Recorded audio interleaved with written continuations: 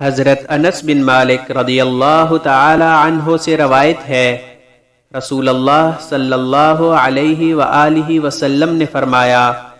جب بندہ اللہ سے توبہ کرتا ہے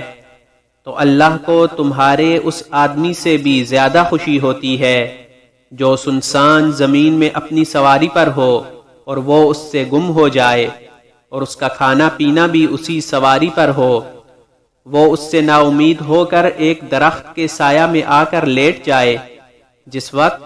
وہ اپنی سواری سے نا امید ہو کر لیٹے،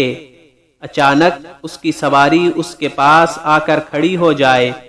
اور اس کی لگام پکڑ لے، پھر زیادہ خوشی کی وجہ سے کہے، اے اللہ، تو میرا بندہ اور میں تیرا رب ہوں، یعنی شدت خوشی کی وجہ سے الفاظ میں غلطی کر جائے۔